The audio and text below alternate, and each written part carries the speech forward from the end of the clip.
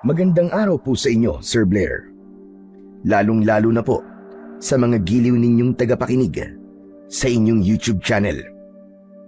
Ang kwentong aking ibabahagi ay nangyari taong 1990 kung saan ay mangangalakal po ako ng bakal na tinitibag po sa mga inabandonang gusali.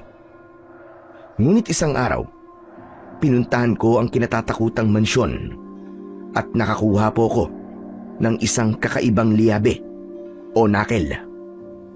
Ang buong akala ko po ay magdadala yun sa akin ng swerte. Yun pala ay magdudulot sa akin yun ng kapahamakan at sa mga kababaryo ko. Hindi ko po alam na pagkatapos ko pong gamitin yun ay merong nagising na isang malakas at makapangyarihang supremo ng mga aswang.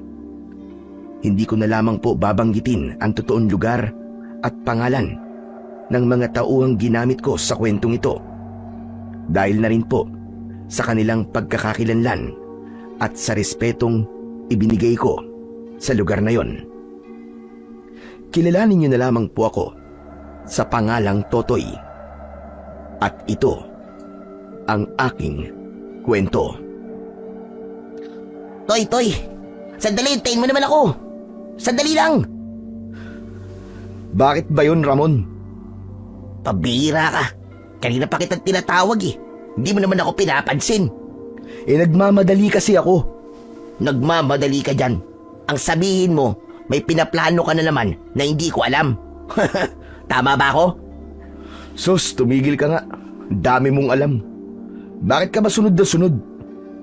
Pabihira ka naman, oo. Kailangan pa bang itanong yun? Alam mo, malapit na talaga ako magtampo sa'yo. Dati naman, palagi mo akong isinasama sa mga lakad mo. Pagkatapos ngayon, mangiiwan ka? Kasi gusto ko muna sanang mapag-isa at masolo yung lugar na pupuntahan ko. Kaya sige na, umuwi ka na. Aagawan mo lang ako ng mga kalakal eh. Hindi ako uuwi. Sasama ako sa'yo. Kung talagang wala kang tinatago sa akin, isama mo ako sa lakad mo. Ay naku, anak ng tutsyang naman oh. Bakit ba gusto mo sumama sa akin? Siyempre, ikaw lang naman ang kaibigan ko eh. Natural na sa'yo ko sumama. Teka, saan ba kasi ang punta mo? Bakit ka ba nandito sa lugar na to? Wala namang abandonadong bahay dito ah. Basta. Sige na, umuwi ka na. Diyan lang naman ako sa tabi. Talagang wala kang balak sabihin sa akin kung saan ka pupunta? Kaya siguro hindi mo pinapansin ang pagtawag ko sa'yo kanina dahil wala ka talagang balak na isama ako sa mga lakad mo. Parang hindi naman tayo magkaibigan yan eh. Sayang ang mga pinagsamahan natin. Ayaw mo na yata sa akin bilang kaibigan mo eh.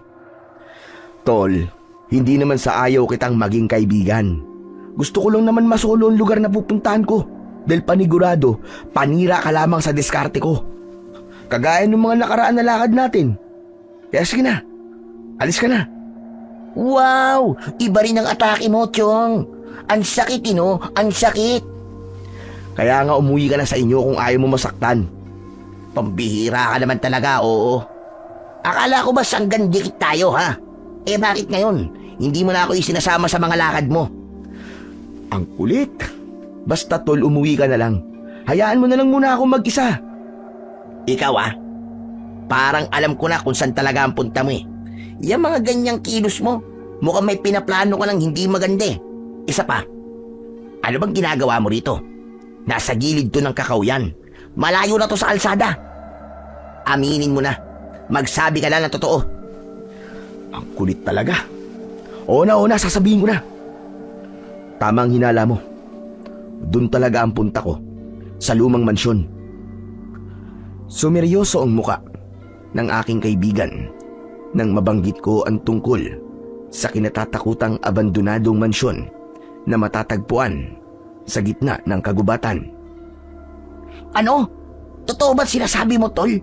Doon ka ba talaga pupunta sa pinagbabawal na lugar ni Kapitan? Naku, Tol. Ang mabuti pa, huwag ka nang tumuloy. Yan ang dahilan kaya ayaw kitang isama dahil alam ko napipigilan mo lang ako sa mga pinaplano ko. Pambihira ka naman kasi, natural na pipigilan kita dahil nag-aalala ako sa'yo. Kaibigan kita eh. Kaya pala nagmamadali ka at ayaw mo kong isama ha. Gagawa ka na naman ng kalokohan. Ano bang kalokohan ang pinagsasasabi mo? Wala namang may-ari nun, di ba? Dahil patay na ang may-ari sa lumang gusaling yun. Diyos ko naman, ang kulit mo talaga, Chong. Bakit ka ba pupunta ron? Alam mo naman na mapanganib at delikado ang lugar na yon, kaya nga pinagbabawal, di ba? Hindi ka ba talaga nag-iisip? Hindi ka ba talaga naniniwala? Kahit sa mga sinasabi man lang ni Lolo Usok sa'yo? Chong, hindi naman malalaman ni Lolo Usok ang tungkol sa gagawin ko eh. Maliban na lang kung kakanta ka sa kanya. Tsaka, hindi naman kita isasama eh. Kaya huwag kang mag-alala. Hindi. Sasama ako sa'yo sa ayaw at sa gusto mo. Kahit anong sabihin mo, hindi kita hahayaang mag-isang pumunta ron. Bala ko na nga sana na pumunta lang doon na mag-isa eh. Kaya lang, nakita mo ako. Kaya wala na akong magagawa. Tol, hindi mo ba talaga naiintindihan kung gaano kadelikado ang lugar na yon? Chong, marami nang nawala sa gusaling yun. Kaya nga di ba lahat ng mga taong tumira sa mansyon na yon, lahat sila namatay. Ang iba naman, naglaho na lamang na parang bula. Hindi ka ba natatakot? Sus, huwag ka nga maniniwala sa mga sinasabi nila, Ramon. Dahil kahit na anong sabihin mo, hindi ko pa rin paniniwalaan ang mga kwentong kumakalat tungkol sa lumang mansyon na yon. Para sa akin, walang katotohanan yun, puro tokis lang. Totoy, marami na nakapagpatunay na totoo ang kwento tungkol sa mansyon. Tsaka, ayon sa mga matatanda, marami na raw ang nagpapakita sa lugar na yun. Sa katunayan nga, ang sabi pa kanila ay tiraan daw yun ng masasamang elemento. Mga tikbalang, mga kapre, mga tiyanak at kung ano-ano pa. Kaya nga mabuti pa, huwag ka nang tumuloy doon. Elemento. Pambihira ka naman, Chong. Hindi totoo mga yun. Ang totoong alam ko, marami akong makukuhang bakal doon. Yun ang panigurado. Anak nang, aywang ko sa'yo. Ang hirap mong paliwanagan. Ang maliwanag sa akin ay kikita ko ng malaking halaga. Kapag natibag ko ang sementong yon, paniguradong tiba-tiba na naman ako nito. Maraming bakal doon. Tiba-tiba ka nga. Yari ka naman kay Lolo Usok. Lalo na kapag nalaman niya to. Eh di wag ka magsumbong. Hindi ako mayayari kay Lolo Usok. Kung gusto mo sumama, sumama ka na lang. Dahil pa sinasabi. Basta ipangako mo sa akin ha. Hindi mo ako isusumbong kay Lolo Usok. Dahil sa oras na isinumbong mo ko, yari ka talaga sa akin. Kakalimutan ko na ang pagiging magkaibigan natin. Tandaan mo yan. Hindi kita isusumbong. Dahil kapag ginawa ko yun, madadamay din ako sa galit ng matanda, panigurado. Alam mo naman pala eh. O ano? Sasama ka na ba talaga sa akin o hindi? Kasama nga. Kaya nga may dala na rin akong maso at sako. Tutuloy ko na to. Nandito na ako, kaya nga ako sumunod sa'yo. Pambihira ka naman, oh. Diba? Magkaibigan tayo, kailangan lagi tayo magkasama sa hirap at ginhawa. Tara na. Ang dayang pang sinasabi, ang daldal mo.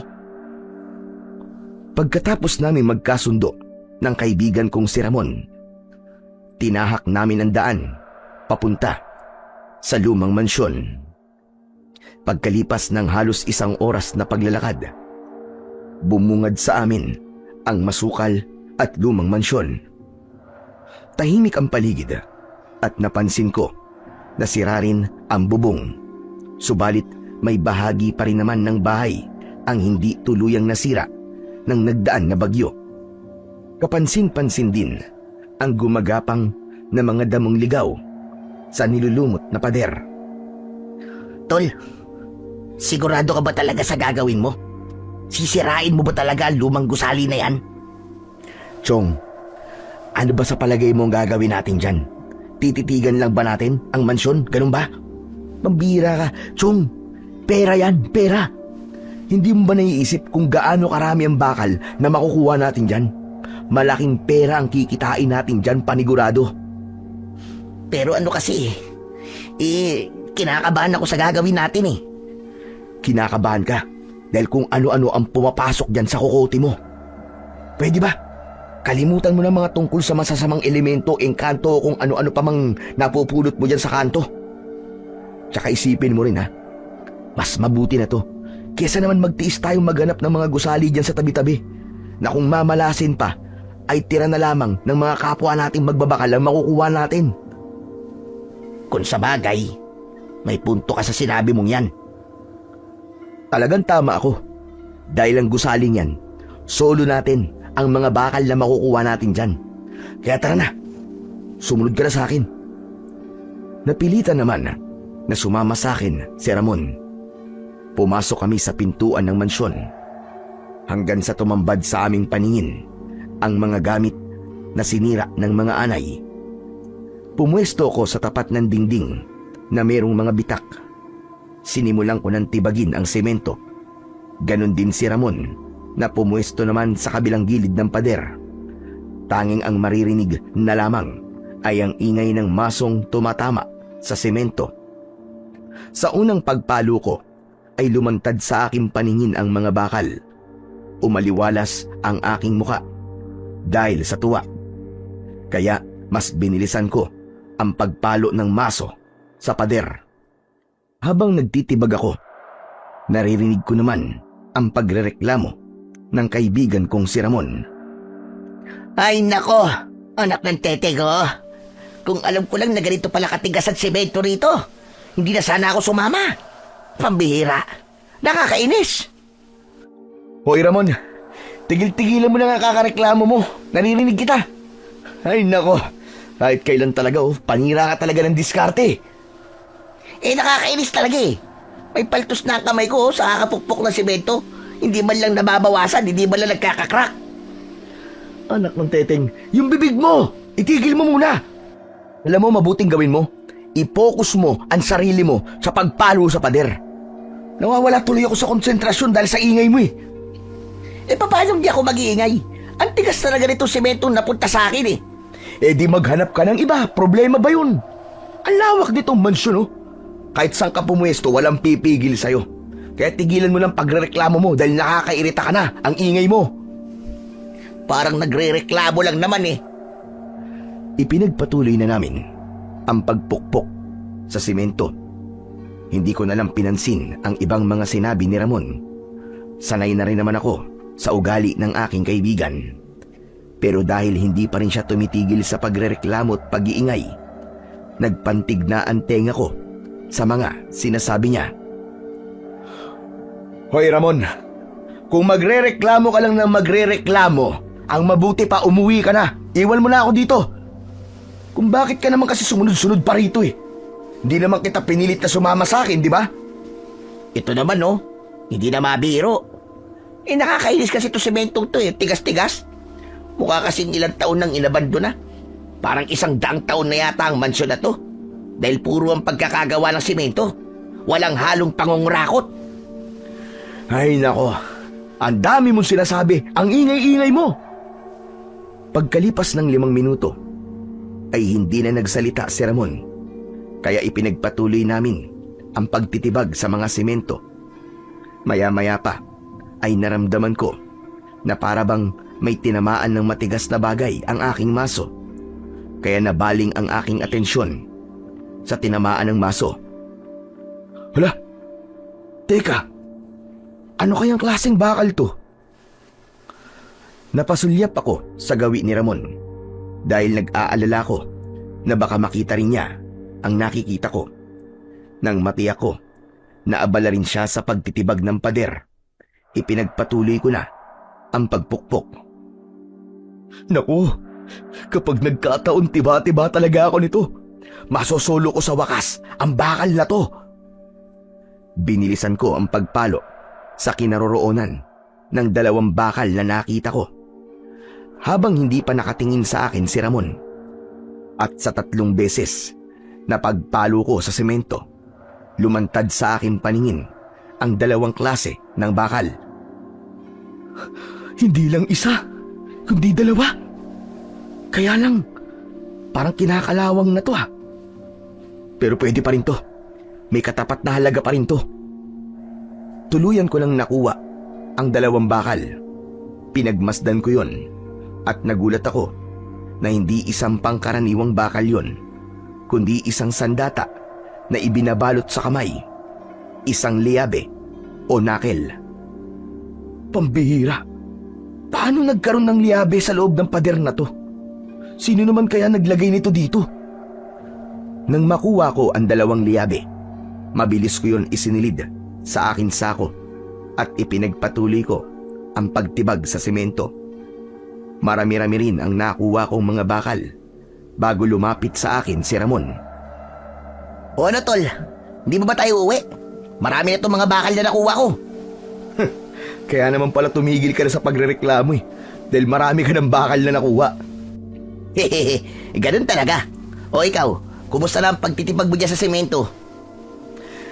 Eto, hindi pa ako tapos. Kalahating dingding pa lang nasisira ko Pero madami-dami na rin to nakukuha ko. Halos ayoko nang tigilan dahil hindi ko alam kung kailan ulit ako makakabalik dito. Huwag na tayong bumalik dito, Chong. Pinagbigyan lang kita dahil makulit ka Kung ganun, dapat pala ubusin ko na to. Dahil sa sinabi ko, ay tinulungan ako ni Ramon. Kaya madali kong natapos ang aking pwesto at naipon ko ang mga bakal na nakuha ko. Nang matapos kami, ay isinalansan ko ng maayos ang mga yon sa loob ng sako. Ngunit pagsilip ko sa loob nun, napansin ko ang biglang pagkislap ng 2 liabe na nakuha ko. O ano, Chong? Tapos ka na ba dyan? Tara na! Umuwi na tayo! Mauna ka na, Chong. Kailangan ko pang itali itong sako O sige, Chong. Hintayin na lang kita sa labas, ha? Sige, sige. Itinaboy ko muna si Ramon para mauna siya sa akin sa paglalakad. Kasabay ng pagtalikod niya, dinukot ko ang 2 liabe sa loob ng sako at isinilid ko yun sa aking bulsa. Nagkaroon kasi ako ng interes na maaaring malaking halaga ang kikitain ko sa liabing yon kapag naibenta ko sa iba. Ayos to. Tiba-tiba ako nito. Saka ako nagpasya na sumunod sa aking kaibigan. Halos magaan ang bawat hakbang ko sa labis na tuwa. Nakita ko naman si Ramon na naghihintay sa akin sa labas ng abandonadong gusali. Hoy, tol! Abang, tagal mo naman, bilisan mo! Malapit na tayong abutan ng gabi rito, pabira ka, Oo, nariyan na! Habang tinatahak namin ang daan pauwi, ay dumiretso kami sa junk shop ni Ninong Lando. Si Ninong Lando ang nagmamay-ari ng nag-iisang junk shop sa baryo namin. Siya ang kaibigan ng aking ama bago raw ito namatay. Kaya ang turing ko sa kanya ay para ko na ring tunay na ama. Ayos, matutuwa na naman sa akin ito si Ninong. Marami akong bakal na maibibenta sa kanya. Paano kung magtanong siya kung saan mo yan nakuha? Sige nga. Huwag kang mag-alala. Hindi ko sasabihin sa kanya kung saan ko nakuha to. May naisip na akong paraan. Kaya huwag ka nang mag-alala, okay? Pagkalipas ng 5 minutong paglalakad, ay narating namin ang bahay ni Ninong Lando. Marami siyang kausap. Mga mangangalakal din na kagaya namin ni Ramon. Paglapit namin sa pila, sa akin sila nakatingin. Bakas sa kanilang mga mata ang inggit. Dahil ako na naman ang merong pinakamaraming bakal na maipapatimbang kay Ninong Lando. Ay nako, tol. Sikat ka na naman. Mas lalo ka nilang tatawagin na Totoy Bato. Manigas sila sa inggit. Masaya pa nga ako kapag tinatawag nila akong Totoy Bato. Di ba ang angas pakinggan? Lalo na kapag nalaman nila kung saan nanggaling ang mga bakal na dala mo. Paano kaya? Ano kayang magiging reaksyon nila, no? Ano ka ba? Huwag ka na nga maingay. Baka mamaya may makarinig pa sa'yo Saka lang tumigil sa pagsasalita si Ramon. Hinintay muna namin na matapos ang mga nakapila bago kami lumapit kay Ninong Lando. Nang mapansin kami ni Ninong, pati ang mga dala naming sako ni Ramon, bumakas ang tuwa sa mukha niya. Oh, Totoy! Aba, mukhang marami-rami ang bakal na dala mo Oh, pati pala si Ramon, may dala rin. Opo, napasabit lang po ako sa swerte ni Totoy. Mabuti naman at sumabit ka sa swerte ni Totoy. Aba, Palagi na lamang si Totoy ang nangungunang mangangalakal sa lahat ng grupo na nagpapatimbang sa akin ng mga bakal. Teka, naisalansan mo na ba ang mga bakal ha, Totoy? Opo. Naisalansan ko na po. Titimbangin na lang po. Agad na sinimulan ni Ninong Lando ang pagtitimbang. Kaya malakas ko rin na naririnig ang mga bulungan ng mga kalalakihan na naroon. Lahat sila ay naghihintay kung magkano ang kikitain ko sa mga bakal na dala ko. Kaya lang, narinig ni Ramon ang masamang sinabi ng isang lalaki tungkol sa akin. Kaya naman si Ramon din ang nagsalita para ipagtanggol ako. Hoy! Ano pinagsasasabi mo, ha? Patas kami lumaban ng kaibigan ko, ha? Hindi kami nagnanakaw ng bakal para lamang may maibenta kami. Tol, hayaan mo na sila. Baka ikaw naman ang mapaaway niyan. Nakakasura eh. Halata naman na inggit lang sila eh. Kaya kung naiinggit sila sa'yo, aba, magtibag rin sila ng mga semento. Dahil sa bugso ng damdamin ni Ramon, nilapitan niya ang mga lalaking nakapila. Hoy, kayo ha? Kung hindi kayo masaya na maraming pinapatimbang si Totoy na mga bakal, gamitin nyo rin ang malalaki nyong katawan. Magtibag din kayo ng pader. Hindi yung puro kayo inggit sa katawan.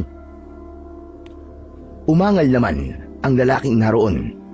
Hindi raw nila kayang gayahin ako kasi malaki raw ang aking mga braso. Napangiti na lamang ako sa mga narinig ko dahil para sa akin, isa yung papuri. Pagkatapos maubos ang mga tinitimbang kong mga bakal, iniabot na sa akin ni Ninong ang pera.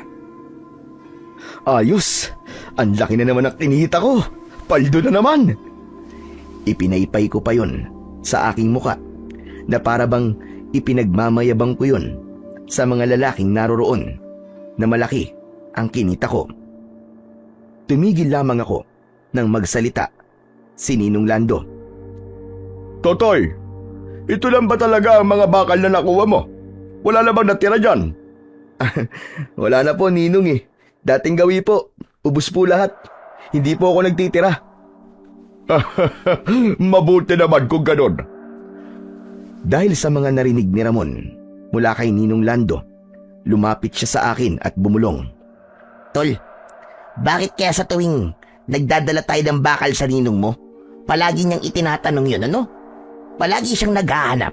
Kahit nakita naman niya na itinaktak mo ng sako sa harapan niya. Bakit parang nagdududa siya sa atin? Hindi mo naman itinatago ang bakal, di ba? Hayaan mo na. Ganun talaga ang mga negosyante. Hindi ka pa ba nasanay? Iniisip lang ni Ninong na baka nagtatago tayo ng mga bakal para ibenta sa iba. Siyempre, gusto niya lamang masolo ang mga bakal na dadalhin natin sa kanya. Kaya, wag mo na nang bigyan ng ibang kahulugan ng mga sinasabi niya. Ikaw talaga, oo. Masyado kang palapon eh. Ganon ba yun? Di ba, siya lang naman talaga ang namimili ng mga bakal dito sa baryo. Sus, praning ka na naman. Lahat naman tayo, tinatanong ng ganyan eh. Loko ka talaga. Sige na. Ayusin mo na yung mga nakuha mong bakal at timbangin mo na rin para naman makauwi na tayo. Agad namang kumilos si Ramon. Pagkatapos itimbang ang mga bakal, ay naglakad na kami paalis sa lugar na yon. Pagkalipas ng 10 minuto, ay narating namin ang bahay. Nadatnan ko si Lolo Usok. Naghihintay siya sa akin. Palihim naman akong siniko ni Ramon na para bang ang ibig sabihin ay lagot ka kay Lolo Usok. Hindi pa man halos ako nakakalapit sa matanda, ay nagtanong na siya sa akin. Apo, Totoy, kumusta ang kinita mo ngayon? Kumusta ang pagtitibag mo ng semento? Ayos lang naman po, Lo. Marami po akong naibentang bakal ngayon, kaya makakabili na po tayo ng ulam at bigas. Lolo Usok, maganda na po sana ang kinita namin ni Totoy, kaya lang po sumuway po siya sa ipinag-uutos nyo. Hoy Ramon, ano bang ginagawa mo? Lolo, nagpunta po siya sa lumang mansyon. Huli na, para pigilan ko si Ramon. Nagulat ako sa ginawa niya at halos hindi ako makahinga dahil sa galit. Siniko ko siya sa tagiliran. Sinamaan ko siya ng tingin Akma na sanang magsasalita ako para pagalitan si Ramon, pero nangibabaw na ang malakas na boses ni Lolo Usok. Ano ka mo? Totoo ba sinabi ng kaibigan mo, ha, Totoy? Pasensya na po kayo, Lolo Usok. Diyos ko! Talagang napakatigas ng ulo mong bata ka! Pasensya na po kayo, Lolo Usok. Ngayon lang naman po ako nagpunta dun eh. Kahit na pa hindi mo ba naisip na ang isang beses ay maaari pang masundan? Hindi ka talaga marunong makinig sa akin. Hindi mo ba talaga alam na mapanganib ang lugar na yon? Oo na po. Hindi na ulit ako pupunta dun, Lo. Ay nako, pambihira. Bakit ba tigas-tigas ng ulo mo? Lo, wag na po kayong magalit. Hindi naman po kami nagtagal dun eh. Wala pa nga po halos isang oras, umuwi na rin ako agad eh. Kinuha ko lang naman po yung mga bakal na nandun. Sayang naman po kung hindi mapapakinabangan eh. Hindi yun ang inaalala ko, Totoy. Ang kaligtasan mo ang iniisip ko. Pero mukha naman baliwala sa'yo ang lahat ng pag-aalala ko. Hindi ba't sinabi ko naman sa'yo? Marami ang nakatirang masasamang elemento sa lugar na yon. At ayaw nila na ginagambala sila. Sus, hindi po ako naniniwalang mapanganib ang lugar na yun, Lo. Tignan nyo nga po. O ligtas naman kami nakauwi ni Ramon ah. Abay, ewan ko sa'yo. Bahala ka na sa buhay mo. Ang dami mong katwiran. Pagod na ako magpaliwanag. Dala ng galit ay iniwan kami ni Lolo Usok. Sinamaan ko naman ng tingin ang kaibigan kong si Ramon dahil isinumbong niya ako kay Lolo Usok. Pambihira ka naman, Tolo. Bakit mo naman ako sinumbong kay Lolo Usok? Ang daldal mo talaga. Ayun, napagalitan tuloy ako. Pasensya ka na, Tol. Yun talaga ang bala ko kanina pa eh. Masama kasing magsinungaling kay Lolo Usok, lalo pa, at buhay mo nakasalalay. Bakit ba ayaw mo maniwala na totoong delikado ang gusaling yun? Kahit na pa di mo na sana ako sinumbong. Pinagkatiwalaan pa naman din kita. Kala ko kaibigan kita. Oo, huwag ka na magalit. Sinabi ko lang naman kung ano ang totoo. Para hindi ka na mahirapan na maglihim sa kanya. Mabigat sa dibdib kapag may itinatago ka sa taong nagmamahal sa'yo. Kapag napahama ka sa ginagawa mo, may alam ako, Tol. Aba, hindi kakayanin ng konsensya ko yun. Sana naman maintindihan mo ako, Chong. Para sa'yo lang naman tong ginagawa ko eh. Huwag ka na magalit. Sus, tigilan mo nga ako. Ang totoo, para sa'yo lang to. Para masolo mo ang mansyon. Uy, Tol. Hindi ako ganong klaseng kaibigan, alam mo yan. Kahit na anong sabihin mo, traidor ka. Tinraidor mo ko. Nilaglag mo ko kay Lolo eh. Diyan ka na nga. Nakakainis ka. Baka hindi ko pa mapigilan ang sarili ko eh. Mabugbog pa kita. Yan pa ba ang igaganti mo sa akin pagkatapos ko magmalasakit sa'yo? Malasakit. Kalokohan mo. Uy, teka, sandali lang. Saan ka pupunta? Papasok na ako sa loob ng bahay. Bahala ka dyan. Huwag mo na akong kakausapin kahit kailan ha. Inaasahan ko pa naman na hindi mo ako isusumbong kay Lolo. Pero sadya yatang makati ang bunganga mo. Wala ka talagang kwentang kaibigan kahit kailan. Ito naman pasensya ka na. Alam mo naman na hindi ko kayang maglihim kay Lolo Usok eh. Kahit na sa mga magulang ko. Hindi talaga ako nagsisinungaling kaya pasensya ka na. Huwag ka na magalit sa akin, Chong. Sus, kausapin mo ang lela mong panot. Bahala ka na sa buhay mo. Hindi ko na hinintay ang iba pang sasabihin ni Ramon. Iniwan ko siya sa labas ng aming bahay. Pagpasok ko, diretso ako sa loob ng kwarto ko. Padabog kong binitiwan ang dala kong maso at isinandal ko yun sa sementong dingding. Pag minamalas ka nga naman talaga, oo. Ang ganda na sana ng timing eh. Sinira pa niya. Nakakainis. Napakadaldal talaga. Buwisit! Pagkaupo ko sa gilid ng katre, saka ko lang naramdaman ang liyabe na nasa loob ng aking bulsa. Dinukot ko yun. Saka pinagmasdan. Pambihira. Grabe naman pala ang kalawang nito. Matatanggal ko pa kaya to? Kanino kaya ang liabe na to? Saka bakit kaya niya itinago sa pader ang mga sandatang to? Inilapag ko muna ang 2 liabe sa ibabaw ng aking lamesa dahil bala kong bukas na lamang yon linisan. Nagpalit na ako ng damit at pagkatapos ay humiga na sa aking higaan. Pagsapit ng gabi, hindi ako dalawin ng antok. Panay ang sulyap ko sa 2 liabe na nasa ibabaw ng lamesa. Kaya naman, nagdesisyon ako na bumangon sa aking higaan. Kinuha ko ang mga liabe at inihanda ko ang mga gamit sa pagtatanggal ng kalawang. Pagkatapos kong maihanda ang gamit na liha, saka ko sinimulan ang paglilinis. Tumagal halos yun ng 1 oras. Habang kinikiskis ko ng liha ang 2 liabe, nagulat ako dahil nagkulay ginto ang mga yon.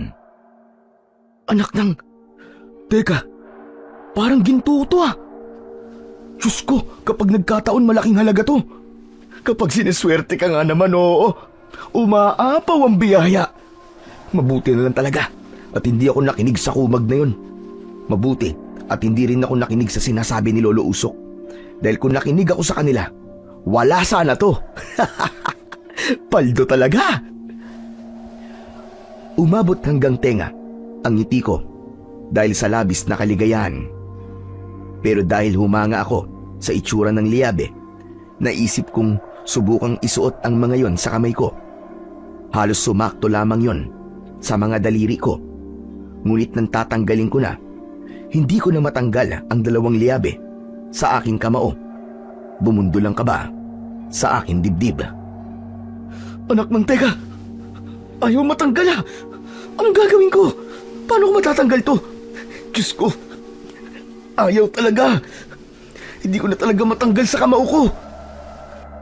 Sinubukan kong iwas-iwas at ipagpag ang kamay ko sa ere para tanggalin ang liabe. Subalit pakiramdam ko, mas lalo lamang itong dumidikit sa aking kamao. Pinagpapawisan na ako ng mga sandaling yun dahil sa labis na pag-aalala. Naku po, pambihira naman oo. Patay talaga ako nito kay Lolo. Malalaman niyan tungkol sa mga lihabe na nakuha ko. Paano na to? Ano ba? Matanggal ka na! Matanggal ka na!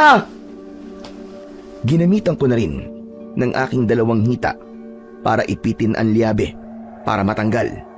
Ngunit kahit na anong gawin ko, para bang may malakas na puwersa na lalong nagpapadikit ng liabe sa kamao ko. Nako. Lagot talaga. Matanggal ka na! Ano ba? Matanggal ka na! Maraming beses ko pang sinubukan na tanggalin ang liabe. Ginamitan ko na rin ng damit. Pero wala talagang epekto yun. Diyos ko, bakit ko pa kasi sinuot sa mga kamay ko to eh? Ang tanga-tanga ko talaga. Dala ng aking kawalan ng pag-asa at takot na rin. Isinuntok ko yun sa dingding. Nanlaki ang mga mata ko nang makitang halos mabutas ang sementong pader ng aking silid. Halos madurog ang semento nun. Saka ko lang naramdaman ang pagluwag ng mga liabe sa aking mga kamay. Agad ko yung itinago sa aking bulsa at napapalunok ng laway dahil sa pag-aalala. Diyos ko po, totoo ba to? Totoo kayang nawasak kong dingding na parang tinamaan ng maso? Kasabay ng aking pag-aalala, ang pag-alulong naman ng mga aso sa paligid ng bahay namin. Dahil sa ingay na yon, biglang bumukas ang pinto ng silid ko. Hanggang sa pumasok na si Lolo Usok. Ano ba yung ingay na narinig ko ha, Totoy? Po, kasi Lolo Usok, sinubukan ko lang naman po kung matibay po ang pader ko eh. Pinukpok ko po ng maso. Ano ka ba? Pambihira! Ano na naman bang kalokohan ang pinaggagawa mo? Anong pumasok sa utak mo?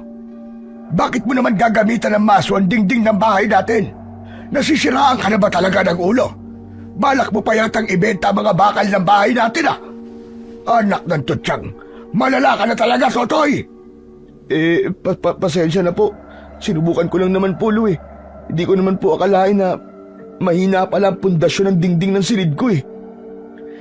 Kung ang ulo mo kaya ang pukpukin ko ng maso, ha? Talagang sira ulo ka na. Kung ano-ano na ang pumapasok dyan sa isip mo.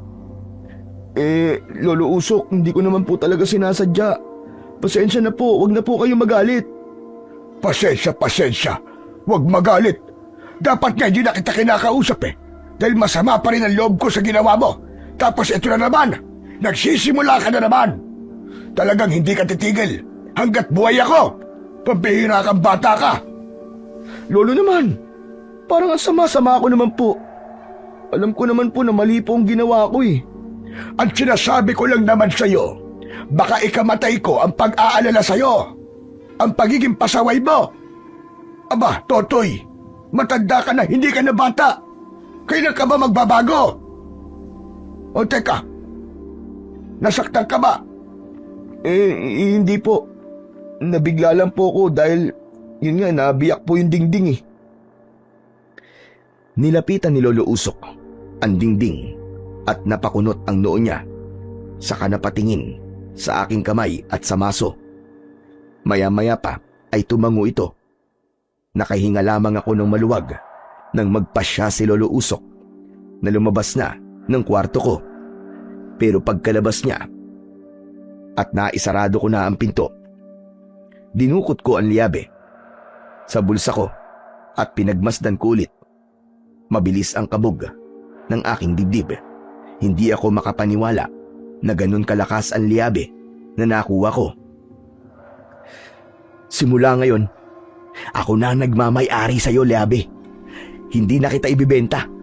Lalo pa ngayon na nalaman ko ang kakayahan mo. Isa pa, alam ko na rin kung paano kita huhubarin. Kailangan ko lamang pala isuntok ito sa kahit na anong matigas na bagay. Parang tao na kinausap ko ang aking liyabe. Saka isinilid ang mga yon sa aking bulsa. Pagkatapos ay humiga ako sa aking katre. Habang nakahiga, hindi ako napakali at mainit ang aking pakiramdam.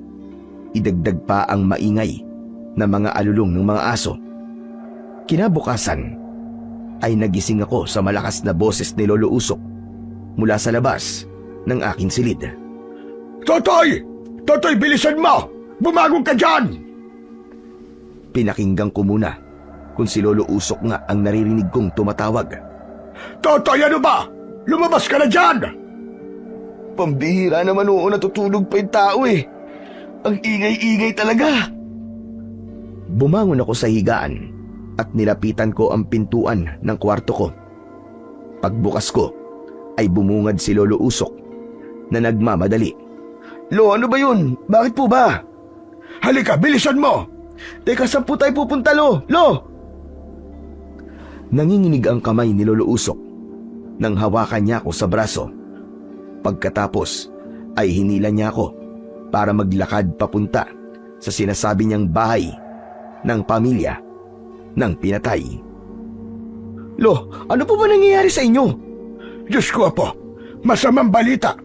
May malagim na nangyari sa bahay na malapit sa atin. Ubus daw ang buong miyembro ng pamilya. Pinatay raw kagabi. Pinasok daw ng masasamang nilalang. Ano? Masasamang nilalang? Ano po bang ibig niyo sabihin, Lo? Masamang nilalang. Yung bang kampo ng kadiliman. Ay nako. Tigilan niyo na nga po ang pagpapaniwala sa mga ganyang kwento, Lo. Babalik na po ako sa kwarto. Sarap-sarap ng tulog ko eh. Halika na para makita mo ang nangyari sa kanila. Bakit ko naman po kailangan makita pa yun? Hindi naman po ako interesado eh. Hindi ito tungkol sa pagkakaroon mo ng interes. Kailangan mong malaman ito para tumigil ka na sa pagiging matigas ang ulo. Dahil kapag kwento lang, hindi ka naniniwala eh. Kaya mabuti na yung ikaw na mismo ang makakita. Oo na, Lo, sasama na ako. Huwag niyo na lang akong kaladkarin na para bang bata. Natatandaan mo ba nang magsimulang mag-ingay ang mga aso kagabi? Hindi ba't halos kasabay rin yun ng ingay ng maso sa pader ng kwarto mo?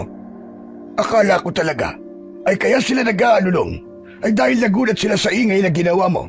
Yung pala, may inatake ng pamilya. Baka naman po, may nakaaway lang ang pamilyang yun at binalikan sila. Walang kaaway ang mga taong yun. Mabuti silang tao. Kung kaaway lang ang pumatay sa kanila, bakit naman pati sanggol dinamay niya? Napakawalang puso talaga ang may gawa nun sa kanila. Mga halang ang kaluluwa. Ano naman po ang dahilan? At bakit kailangan pa natin silang puntahan, Lo? Gusto ko ngang makita mo na totoong masasamang nilalang o tao ba ang may gawa nun sa kanila. Sus, umiral na naman ang pagiging kismoso nyo, Lo. Habang tinatahak namin ang daan, papunta sa bahay ng pamilya na namatay, marami ang mga tao na sumabay sa amin sa paglalakad. Balak rin nilang makiusyoso sa mga nangyari. Nakita mo na, pati mga kapitbahay natin, nagkakagulo na rin.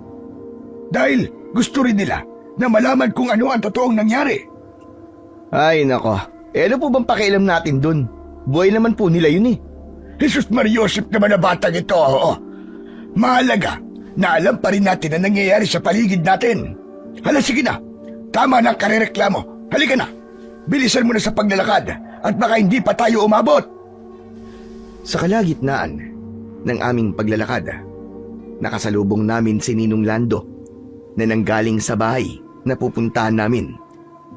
Lolo Usok, Totoy, saan ba punta nyo? Nako, Lando, nabalitaan namin ang nangyari sa pamilya ng talento. Hindi mo ba tinignan ang itsura ng kanilang bangkay? Nako, Lolo, wala na. Dinala na po ng mga pulis. Dinala na po yata sa punerarya. Nahuli na po kayo nagdating. Kanina pa po inalis eh. Dismayado na patingin sa akin si Lolo Usok. Baka sa mukha niya ang panginayang. Nakita mo ng bata ka? Ang tagal-tagal mo kasi bumagod eh. Pagkatapos ang dayong pantalong at reklamo. Hindi ko na tuloy naabutan. Ay nako, hindi ko man lang nakita kung anong itsura ng kanilang mga katawan. Oh, nag-aaway na naman ba kayo, Lolo Usok? Ay nako, Ninong Lando, sinabi mo pa. Himbing na himbing po ako sa pagkakatulog, ginising ba naman ako ni Lolo Usok para dito? Mabuti na lamang po at kinuha na pala ng mga pulis. Ba't ang batang ito? Parang masaya ka pa na hindi natin naabutan ang mga bangkay nila. Kasi naman po, Lolo, kapag nakita natin ang itsura nila, hindi rin kayo matatahimik. Kung ano-anong iisipin nyo, pagkatapos, hihigpitan nyo ako. Aba, umiiwas lang naman po ako eh. Tumahimik ka na nga lang, Totoy! Teka, Lando, anong klaseng nila lang ba ang pumatay sa kanila? Hayop ba o tao? Lolo Usok, ang balita ko po pinasok sila ng mabangis na hayop. Ay, nako! Hanggat hindi ko nakikita ang katawan ng mga biktima, hindi ako maniniwalang hayop ang may gawanan sa kanila. Ang gusto ko, makita talaga ng aking mga mata para mapatunayan ko. Sa inyo naman po pala ako nagmana eh. Dala ng inis sa akin ni Lolo Usok. Hinabol niya ako ng palo gamit ang kanyang kamay. Kaya napabilis ang pag-uwi namin pabalik sa bahay. Pagdating namin sa kubo, ay nagpahinga si Lolo Usok sa may balkonahe. Hindi na siya nangulit sa akin at hindi na rin namin pinag-usapan ang tungkol sa pamilya ng mga talento. Pagkatapos ng pangyayaring yon, muling bumalik sa dati ang ruta ng aking pamumuhay. Bumalik ako sa paghahanap ng bakal. Nagtibag ng mga abandonadong gusali, pero hindi na ako bumalik sa kinatatakutan na mansyon. Pagsapit ng gabi, muli umalulong ang mga aso sa paligid at dahil doon, bigla akong nag-alala. Diyos ko, bakit kaya nagkakagulo na naman ang mga aso sa paligid? Hindi kaya meron na namang mamamatay? Dahil sa ingay na yon, mas lalo akong hindi mapakali. Maya-maya pa ay narinig ko ang yabag ng paa na papalapit sa akin silid. Pagbukas ng pinto, pumasok si Lolo Usok. Hindi maganda to, Totoy. Pakiramdam ko, meron na namang masamang mangyayari. Sana naman po, Lolo Usok, wala naman. Sana, hindi na po maulit ang nangyari sa pamilya ng mga talento. Sana nga, Totoy. Sana nga. Pero Lo, wag na po kayo mag-alala.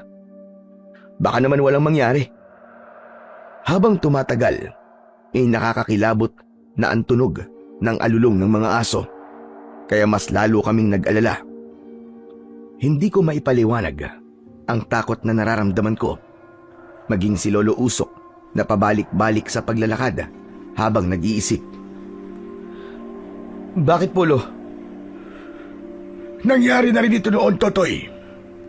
Meron na nangyaring ganito sa baryo natin. Kaya natitiyak ko na hindi isang ordinaryong nilalang ang pumatay sa kanila. Kaya po ba sinasabi nyo na maaaring hindi basta hayop lamang ang pumatay sa pamilyang yon? Tama ka po. Lahat ng mga sinasabi ko ay may sapat na batayan. Kung ganun, dapat pala tayo mag-ingat, Lolo Usok. Sa tono ng pananalita mo, parang naniniwala ka na sa mga sinasabi ko ah. Sinusubukan ko pong maniwala sa inyo, Lolo Usok. Kapag bukas ay meron na namang nangyaring masama, kagaya na nangyari sa pamilya ng mga talento, ibig sabihin nun, totoo nga po ang hinala nyo. Dahil sa mga sinabi ko, mas lalong hindi napakali si Lolo Usok. Tumabi siya ng upo sa akin at pagkatapos ay pinakinggan namin ang mga alulong ng aso sa paligid. Pagkalipas ng 10 minuto, ang alulong ng mga aso ay nawala. Bumalik sa katahimikan ang gabi. Ang mabuti pa kaya, Lo, matulog na po muna tayo. Sa tingin ko naman po nagkamali po tayo ng hinala eh. Hindi nagsalita si Lolo Usok. Sa halip, wala siyang imik na lumabas ng aking silid. Saka naman ako humiga sa aking katre. At dahil sa malalim na ang gabi, agad akong nakatulog. Kinabukasan ay nagulantang ako sa malakas na sigaw ni Lolo Usok. Kinakalampag niya ang dingding ng aking pinto. Totoy, gumising ka! Bilisan mo! Lumabas ka na kwarto mo! Napabalikwas ako ng bangon at agad kong nilapitan ang pintuan. Pagbukas ko ng pinto, nakita ko si Lolo Usok. Namumutla ang kanyang labi. Nanginginig ang kanyang mga kamay at tuhod. Lo, ano po nangyari? Halika, sumama ka sa akin, bilisan mo! Ito na talaga ang sinasabi ko, sigurado na to! May bago na namang naging biktima! Wala na akong nagawa nang hawakan ni Lolo Usok ang braso ko at hinila niya ako palabas ng bahay. Tinaak namin ang daan papunta sa bahay ng mga bagong biktima. 5 bahay lang ang pagitan nun mula sa aming tirahan. Pagdating namin doon ay marami na ang mga taong nakikiusyoso sa loob at labas ng bahay. Lo, malapit lang to sa bahay natin ah. Kaya nga nakapag-aalala na talaga. Ang sabi, mabangis daw na hayop ang nakita nila kagabi na pumasok sa bahay ng biktima. Kung ganun po, may nakakita po sa mga nangyari. Pero bakit ganun, Lo? Wala pong lumaban ng isa sa kanila. Wala man lang gumawa ng paraan para humingi ng tulong kay Kapitan. Masyado raw mabilis ang pangyayari. Yun ang narinig kong usap-usapan ng mga tao na nagbalita sa akin kanina. Ibig sabihin, pinabayaan lamang nila na patayin ng mga nilalang na yun ang isang buong pamilya? Po, ang mga nilalang na tinutukoy mo ay hindi basta-bastang mga nilalang na kayang patayin ng isang tagalang o kaya ng palo ng kahoy. Sila ang mga nilalang na kailangan ng kasanayan sa pakikipaglaban. Magsasalita pa sana ako, pero hinawi na ni Lolo Usok ang mga tao para makapasok kami sa loob ng bahay. Pagpasok namin, bumungad sa aming paningin ang 5 miyembro ng pamilya na wala ng buhay. Marami ang talsik ng dugo sa dingding. Ang kanilang mga mata ay nakadilat. Laylay ang dila at higit sa lahat, wakwak ang kanilang tiyan. Sa paligid nila ay may mga pulis na sumusuri sa katawan ng mga biktima. Diyos ko, anong kasamaan to? Napakawalang puso naman na may gawa nito. Wala talagang awa ang mga nilalang na pumatay sa kanila, Totoy. Ang alam lang nila ay kumain ng tao, sumipsip ng dugo. Sa tingin ko, hindi lang isang nilalang ang may gawa niyan sa kanila. Marami sila, Totoy. Marami. Hindi na natapos ni Lolo Usok ang iba pa niyang sasabihin dahil napansin namin na bukod sa mga dugong nagkalat sa sahig, nakita rin namin ang mahabang hibla ng buhok sa katawan ng mga biktima. Kaya kinuha ko yun, hinawakan ko, subalit sa sobrang talas nito, nahiwa ang aking daliri. Ay, grabe naman talas nito. Apo, mag-iingat ka. Ano ba ginawakan mo? Patingin nga ako niyan. Dala ng pag-aalala ni Lolo Usok, hinawakan niya ang aking kamay at napansin niya rin ang hibla ng buhok na hinawakan ko kanina. Bigla siyang kinabahan. Nanginig ang kanyang mga kamay. Naramdaman ko rin na para bang bigla siyang natakot. Lolo Usok, bakit po bigla kayo natigilan? Diyos ko, Totoy. Alam ko na kung anong klaseng nilalang ang pumatay sa kanila. Hindi isang mabangis na hayop, kundi isang mabangis na aswang na kubot. Isang palatandaan ang hibla ng buhok na to. Dahil sila ang mga nilalang na meron taglay na buhay na buhok na ginagamit nila para makapambiktima at pumatay ng mga tao. Kahit mahina ang boses ni Lolo Usok, rinig ko ang mga sinabi niya. Bigla akong kinilabutan. Ang pumatay sa pamilyang yan ay maaaring siya rin ang pumatay sa nauna niyang biktima. Diyos ko, masama na talaga ito, Totoy. Saglit akong natigilan at napatitig sa muka ni Lolo Usok. Pagkatapos kong marinig ang tungkol sa aswang na kubot, bumundol ang kaba sa aking dibdib. Ano pong ibig niyo sabihin, Lolo Usok? Diyos ko, Apo, masamang pangitay nito. Isang masamang senyales. Isang palatandaan na nagising na ang supremo ng mga aswang na kubot. Ho? Sino pong supremo? Teka, hindi ko po kayo maintindihan eh. Tsaka, ano po bang sinasabi niyong nagising na ang supremo? Nag-alala na napatingin sa akin si Lolo Usok. Hindi ko siya maintindihan, pero nakita ko ang takot sa kanyang mga mata. Ang aswang na kubot na tinutukoy ko ay merong isang supremo na matagal nang natutulog. Ang pangalan niya ay Tripon at magigising lamang siya sa oras na merong gumamit ng makapangyarihang sandata. Sa oras na merong nakakuha ng 2 mahiwagang liyabe at naisuntok yon sa kahit na anong matigas na bagay. Kasabay ng pagsuntok niya, magigising din ang supremo ng mga aswang. Diyos ko, ito na ang aking kinatatakutan. Sunod-sunod ang paglunok ko ng laway. Dahil alam ko sa sarili ko na ako ang tinutukoy ni Lolo Usok. Hindi ako makatingin ng diretso sa kanya. Alam ko na naramdaman din ni Lolo na meron akong itinatago sa kanya. Totoy, kailangan natin mag-usap. Hindi na hinintay ni Lolo Usok na sumagot ako dahil umalis na siya sa harapan ko at iniwan ako. Hindi ko maintindihan ang nararamdaman ko ng mga sandaling yun. Dahil alam ko sa sarili ko na meron akong nagawang pagkakamali. Isang pagkakamaling pagsisisihan ko habang buhay. Maya-maya pa ay sumunod na ako kay Lolo Usok sa paglalakad. Pagdating ko sa bahay ay agad akong naupo sa balkonahe habang ang matanda naman ay pabalik-balik ng paglalakad sa aking harapan. Lo, teka nga, ano po ba nangyayari sa inyo? Ano po bang pag-uusapan natin? Tumigil sa paglalakad si Lolo Usok at tumayo siya sa aking harapan. Totoy, gusto kong magsabi ka sa akin ng totoo. Huwag kang magsisinungaling sa akin, Totoy. Ano po ba yun, Lolo Usok? Kinakabahan naman po ako sa sinasabi niyo eh. Ikaw ba ang nakakuha sa mahiwagang liyabe sa lumang mansyon? Ho? Hindi po. Huwag kang magsinungaling. Buhay ng mga tao ang nakataya rito. Wala na akong nagawa, kundi ang ipagtapat kay Lolo Usok ang tungkol sa liabe. Sa unang pagkakataon, lumapat ang kanyang palad sa aking muka.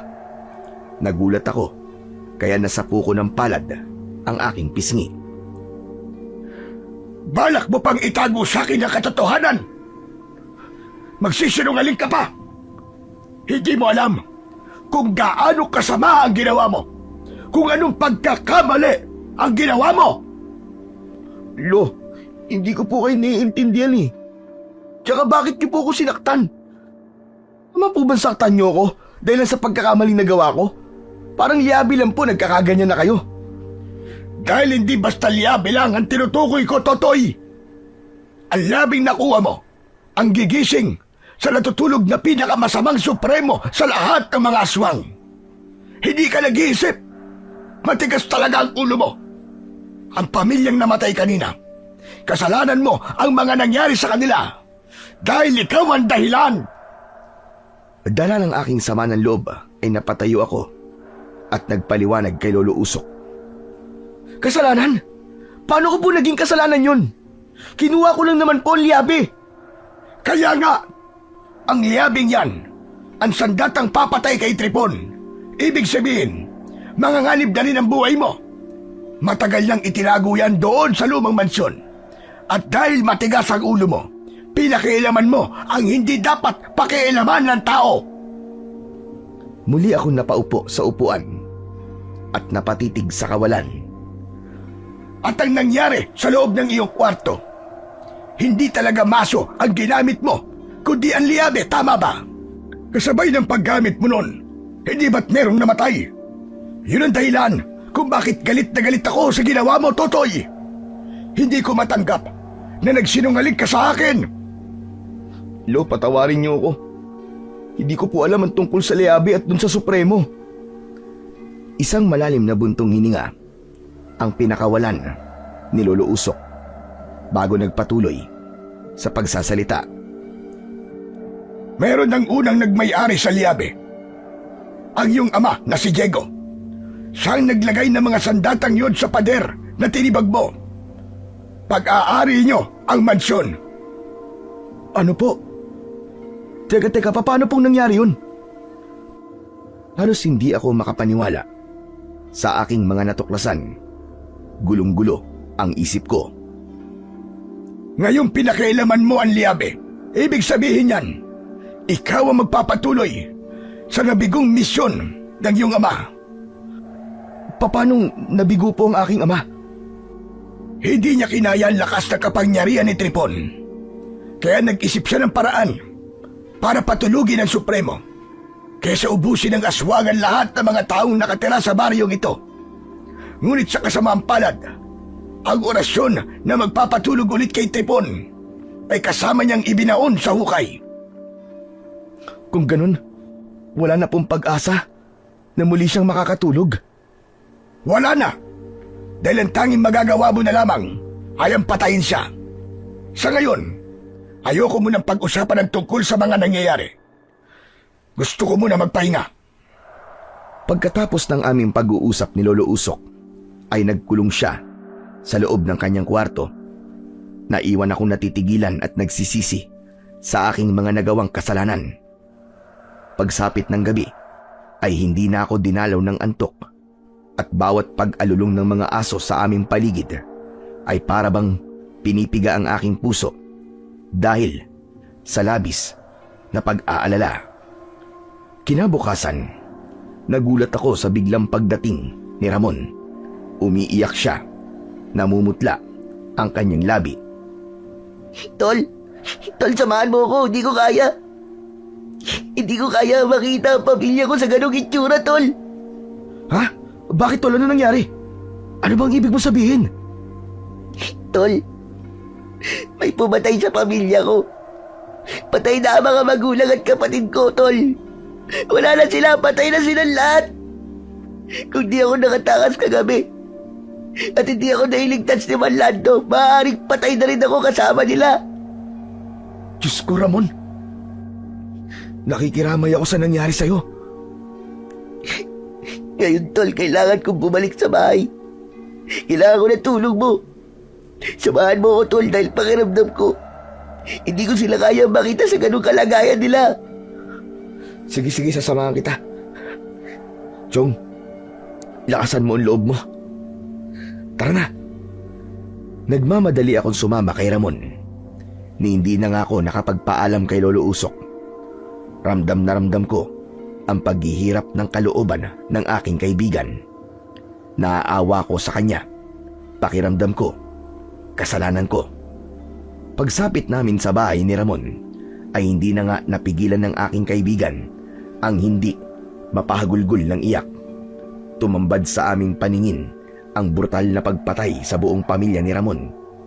Nakita ko rin si Ninong Lando, nag-aasikaso sa katawan ng mga biktima habang kinakausap ng mga pulis.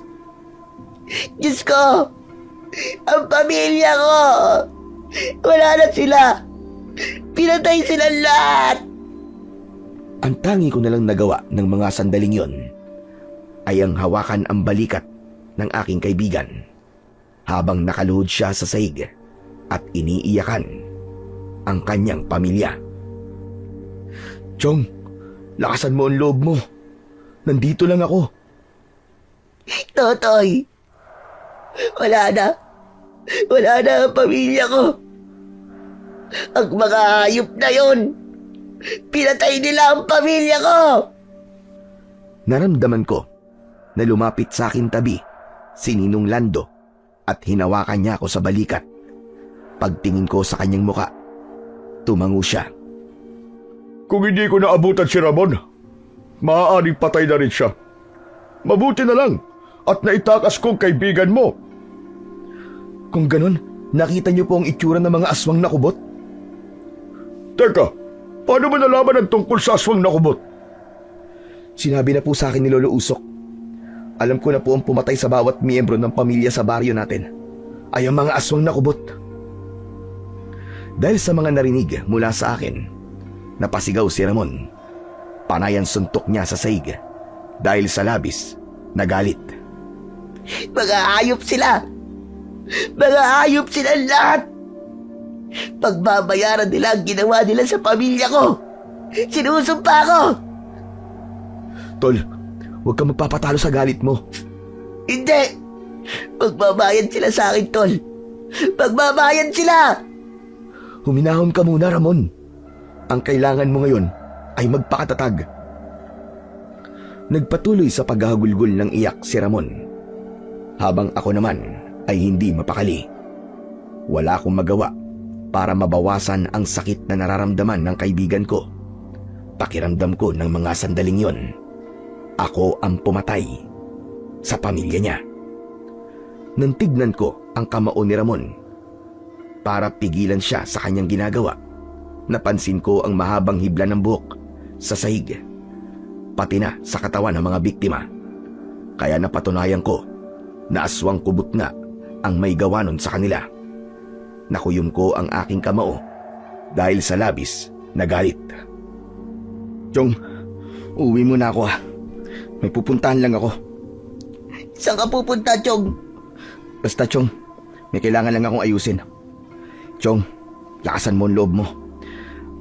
Ninong Lando, kayo po munang bahala kay Ramon. May aasikasuhin lang po ako. Huwag ka mag-alala. Ako muna ang bahala kay Ramon. Mabilis kong tinakandaan pabalik sa bahay. Diretso kagad ako sa loob ng aking kwarto. Inihanda ko ang aking liyabe, saka nagpalit ng damit. Ngunit naramdaman ko na pumasok sa loob ng aking silid si Lolo Usok. Saglit akong natigilan dahil naabutan niya ako na isinusuot ko ang dalawang liyabe sa aking mga kamay. Anong ginagawa mo? Saan ka pupunta? Wala po, Lolo Usok. Totoy, kung ano man ang tumatakbo sa isip mo, huwag mo nang ituloy. Mapapahamak ka. Huwag niyo po akong pigilan, Lolo. Habang nagsasalita ako, inayos ko naman ang liyabe sa pagkakakabit sa aking kamay. Teka, ano bang gagawin mo? Anong gagawin mo sa mga liyabe? Lolo Usok, Papatayin ko po ang mga hayop na pumatay sa pamilya ng kaibigan ko. Nakita mo na! Nakita mo na kung ano naging bunga ng katigasan ng ulo mo. Pagkatapos ngayon, uulitin mo na naman. Magmamatigas ka. Gusto mo na naman ang masusunod. Sa pagkakataon to, Lolo Usok, alam ko na po ang ginagawa ko. Hindi mo pa rin alam kung ano ang ginagawa mo, Totoy. Dahil hindi ka naman nagpapapigil sa binabalak mong gawin. Talagang hindi niyo na po ako mapipigilan, Lolo Usok. Kung tutuusin, may kasalanan din po kayo. Dahil kung sinabi niyo po agad sa akin ang tungkol sa mansyon, hindi na po sana umabot pa sa ganito. Kung naipagtapat niyo agad sa akin ang buong katotohanan, hindi mangyayari to sa akin. Hindi mapapahamak ang pamilya ng kaibigan ko at ng iba pang pamilya. Ano ka mo? Ulitin mo nga sinabi mo. Tama ba ang narinig ko na sinisisi mo ko sa mga nangyayari sa'yo at sa pamilya ng kaibigan mo? Dahil yun naman po talaga ang totoo. Lintik kang bata ka. Ikaw ang may kasalanan at hindi ako. Hindi ako nagkulang ng paalala sa'yo. Hala, sige. Kung gusto mong pakamatay, magpakamatay ka. Umalis ka. Pumunta ka roon sa gubat. Naroon si Tripon. Ipakita mo sa kanya kung gaano ka katapang. Huwag mo nang intindihin kung ano nararamdaman ng mga taong nag-aalala sa'yo. Ano pang hinihintay mo? Sige, lumayas ka na. Wala na akong pakialam sa'yo. Namaos ang boses ni Lolo Usok sa pagtataboy sa akin. Natigilan ako sa sinabing yun ni Lolo Usok. Subalit para nang sasabog ang dibdib ko sa labis na galit. Kaya naman, napaupo na lang ako sa gilid ng aking katre at hindi ko na namalayan na pumatak na pala ang luha ko mula sa aking mga mata. Siguro nga po tama kayo. Kasalanan ko. Kasalanan ko nangyari sa pamilya ng kaibigan ko. Habang nakikita ko siya kanina kung gaano siya nahihirapan, sinisisi ko ang sarili ko. Sana, Lolo Usok, nakinig ako sa inyo noon. Aaminin ko, nagkamali rin ako, Totoy. Hindi ko dapat sinabi yon. Wala kang kasalanan, Apo. Walang ibang may kasalanan, kundi ang supremo ng mga aswang. Huwag kang mag-alala. Kasama mo ako sa laban na to. Sasamahan kita. Kaya lang naman kita pinipigilan kanina dahil hindi ito ang tamang oras para umatake. Kailan po ang tamang oras, Lolo? Mamayang gabi. Dahil sa gabi siya umaatake, kailangan natin maging handa. Alam niyo po ba kung saan po siya nagtatago? Sa lumang mansyon. Ang alam ko, meron dong basement at doon itinago ng iyong ama ang katawan niya. Kaya natitiyak ko na yun na rin ang naging kuta niya. Naghintay kami ng pagsapit ng gabi. Wala kaming inaksayang oras. Kasama ko si Lolo Usok na may dalang tungkod. Pinuntahan namin ang kinaroroonan ng lumang mansyon. Pagdating namin sa lugar, nagtago muna kami sa likod ng pader. Pinakiramdaman namin ang paligid. Maya-maya pa, nakarinig ako ng pag-angil na nanggagaling sa loob ng kwarto.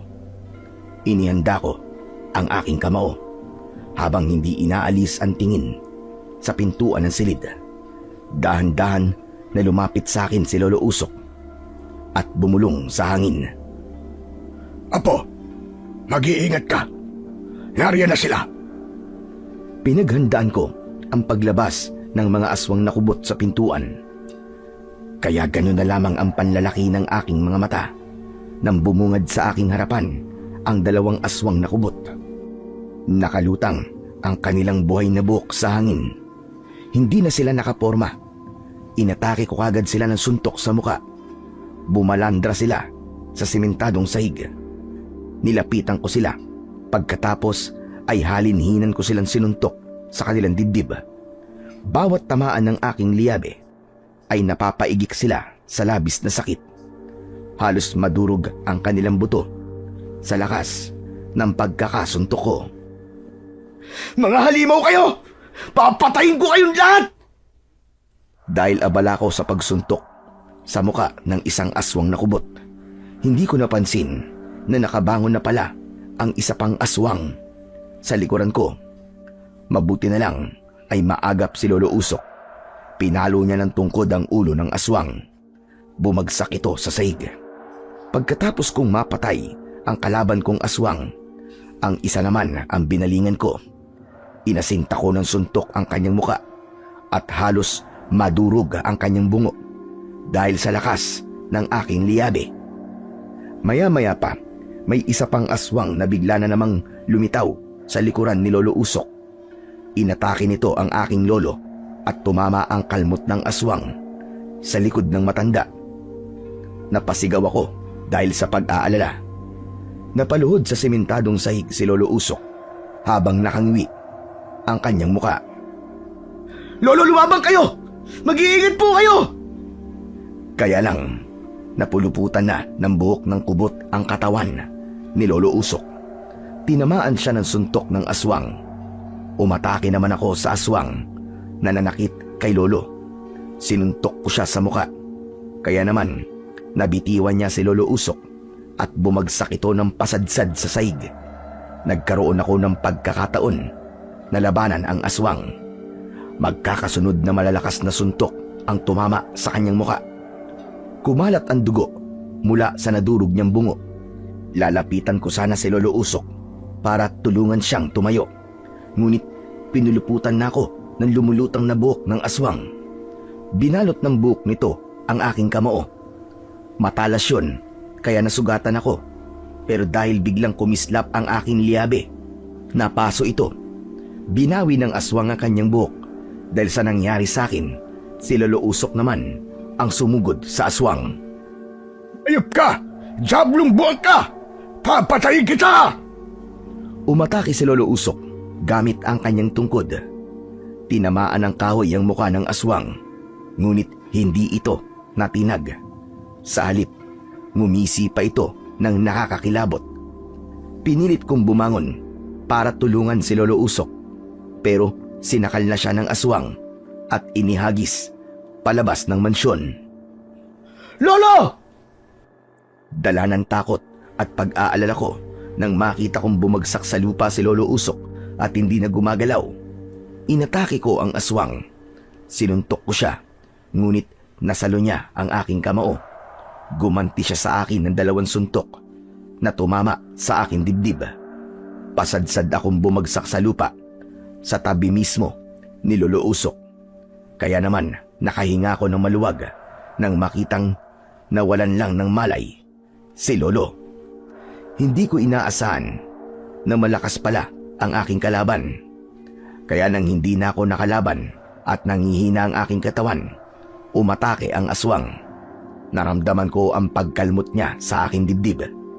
Inihagis niya ulit ako sa damuhan at bumalandra ang aking katawan sa isang patay na puno. Ganon din ang kanyang ginawa sa akin, Lolo. Lo, gumising ka! Lolo Usok! Wala akong natanggap na tugon mula kay Lolo Usok.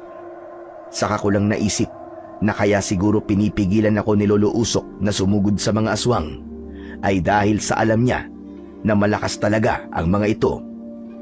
Gumapang ako sa lupa at pilit na inaabot ang kanyang kamay. Lolo Usok! Magsalita po kayo, pakiusap! Lolo Usok! Totoy! Totoy, nasan kayo? Tila nabuhayan ako ng loob nang marinig ko ang boses ni Ninong Lando. Nakita ko, tumigil din sa pag-atake sa akin ang aswang na kubot. Totoy! Iniligtas ko kayo! Ninong, tulungan mo kami! Tulungan mo si Lolo Usok!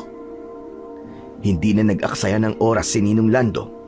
Inatake niya ng isang malakas na suntok ang aswang na kubot. Ginamit niya ang kanyang itak at tinaga niya ito sa leeg. Nagkakakawag ang kamay ng aswang at bumagsak ito sa lupa. Habang si Ninong Lando naman ay tinuluyan niyang pugutan ng ulo ang aswang. Saka siya nagmamadaling lumapit sa akin. Totoy, kailangan na natin makaalis dito bago pa dumating ang iba pa nila mga kasama. Ninong, si Lolo Usok po. Huwag ka mag-alala. Pareho ko kayong ililigtas. Inalalayan ako ni Ninong Lando para makalayo sa lugar na yon. Kumapit ka sa akin. Bilisan mo. Ilalayo ko kayo rito. Ayoko pa sanang sumama kay Ninong Lando dahil may iwan si Lolo. Pero nangako naman si Ninong Lando na kukunin niya rin si Lolo Usok. Dinala niya ako sa likod ng isang malapad na puno. Saka binalikan ang lolo ko. Maya-maya pa ay nakasama ko na rin si Lolo Usok. Ngunit dala ng pagod at sakit ng aking buong katawan, nawalan na rin ako ng malay. Pagkagising ko, nagulat ako dahil nakagapos na kami ni Lolo Usok sa haligi ng kubo. Inilinga ko ang aking paningin sa paligid. Kumusta na ang pakiramdam mo? Nakatulog ka ba na maayos? Napako ang aking atensyon sa pinanggagalingan ng boses. Si Ninong Lando, nakaupo siya sa bangko na nasa harapan ko. Pinaglalaruan niya ang itak na ginamit niya sa aswang kanina. Nakangisi siya. Tumayo siya at lumapit sa akin. Ninong, ano pong ibig sabihin nito? Bakit mo kami ginapos ni Lolo Usok? Kailangan ko pa bang ipaliwanag sa'yo kung ano ang ibig sabihin nito? Kung ganon, kasabot ka ng mga aswang. Alagad ka ni Tripon. Tumpak! Walang sablay. Sinasabi ko na nga ba't kilala mo na ang supremo ko, ang aking Panginoon. Palabas ko lamang ang pagtulong sa inyo. Ano? Bakit niyo ito ginagawa, Ninong? Bakit niyo po kami niloko? Simple lang. Dahil tapat ako sa Panginoon ko. Si Tripon lang ang may kakayang magbigay sa akin ng walang kapantay na kapangyarihan. Nagkakamali ka. Pumapatay siya para sa pansarili niyang kapakanan. Hindi niya tutuparin ang iyong kahilingan. Tanging ang Diyos lamang ang may malakas na kapangyarihan na walang kapantay. Ninong, pakawalan niyo kami. Huwag kayong tumaak sa landas ng pagiging masamang nilalang. Huwag mong siraan ang Panginoon ko. Marami na akong hirap na pinagdaanan. Hindi ko hahayaan na masayang ang mga buhay na inalay ko sa Kanya. Kaya sa Kanya lang ako magiging tapat. Ano ka nyo? Alay? Anong ibig mo sabihin, Ninong? Tutol naman, mamamatay na rin naman kayo. Kailangan malaman mo na. Kasama sa mga inialay kong buhay sa akin, Supremo, ay ang buhay ng iyong mga magulang. Ang galing, di ba? Nagpanggap ako mabait. Pero ang totoo, masama ako. Dahil ako ang pumatay sa mga magulang mo, Totoy. Ako ang dahilan kung bakit naulila ka sa iyong ama at ina. Hayop ka, Ninong. Kung gayon, kayo rin na nasa likod ng pagpatay sa pamilya ni Ramon. Mismo! Nakuha mo na naman! Ako pa nga tumawag sa mga pulis eh. Hayop ka. Hayop ka, Ninong! Wala kang kasing sama! Demonyo ka! Hindi ako masama! Sadyang ganun lang ako magpakita ng katapatan sa aking Panginoon. Pero aaminin ko, ng panahon na natutulog pa si Tripon, masaya ako sa ginagawa kong pag-alay ng buhay ng tao sa kanya. Paano mo sila inaalay sa Supremo mo? Simple lang. Giniginitan ko sila sa leeg. Pagkatapos ang kanilang dugo, ipinapatak ko sa bibig ni Tripon para mainom niya, para magising siya. Hindi ko naman akalain na ikaw ang makakahanap sa mahiwagang liabe. Kaya hindi na ako nahirapan na gisingin siya. Dahil ikaw na mismo ang gumising sa kanya.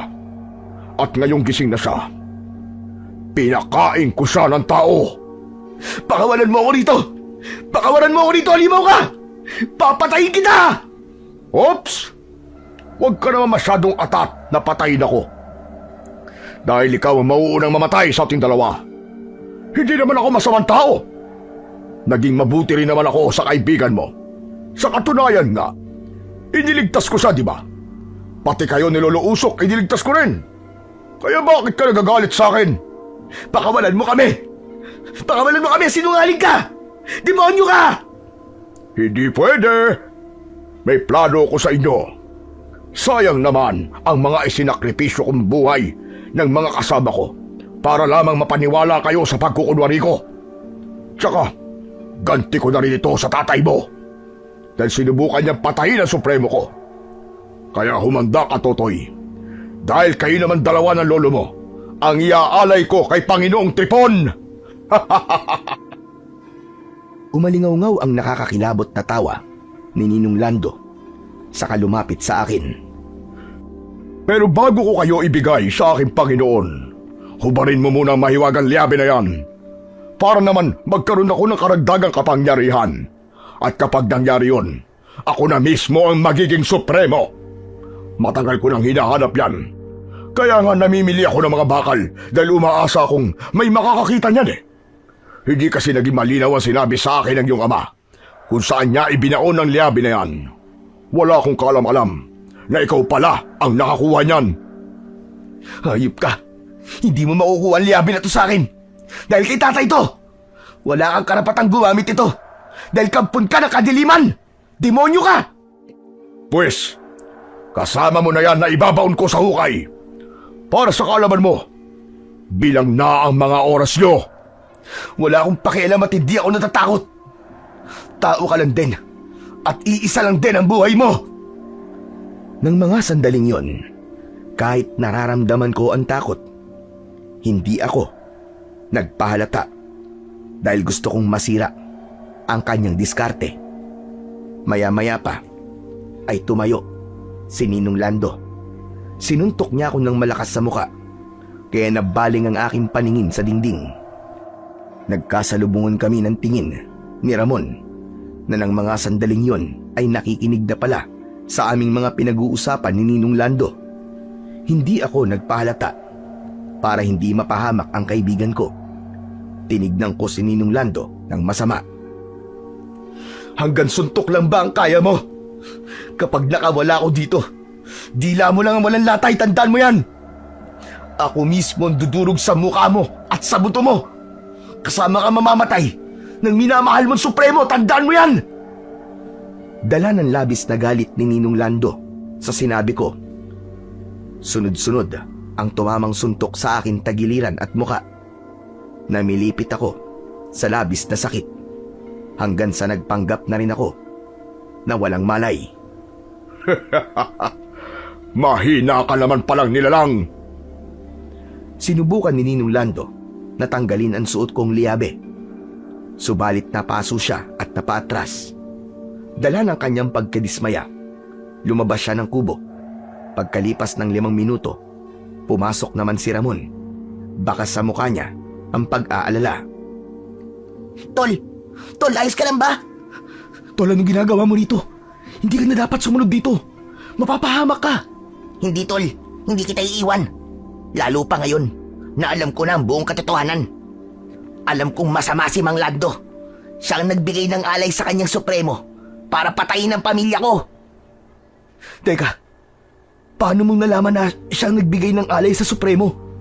Narinig ko kayo mula sa umpisa. Nalaman ko na inialay niya ang pamilya ko sa kanyang supremo sa pamamagitan ng dugo ng manok. Nang iwan mo ko, napansin ko ang manok ni Mang Lando. May gilitan leg. At ilang di pala ang layo nun sa bahay namin.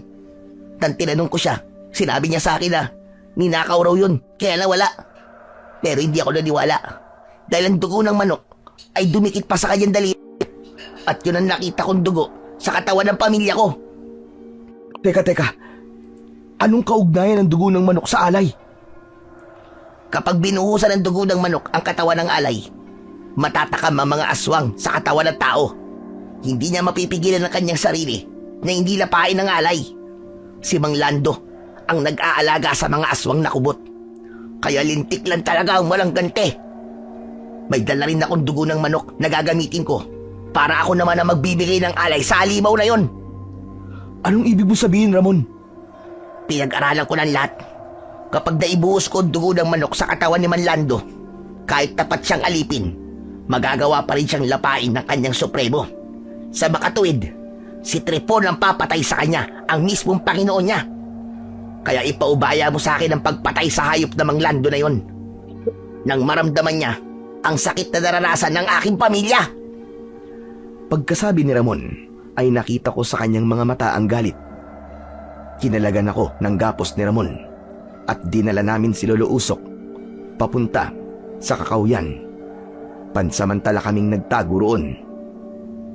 Tol, maraming salamat sa pagkakaligtas mo sa amin, ha. At patawarin mo ko.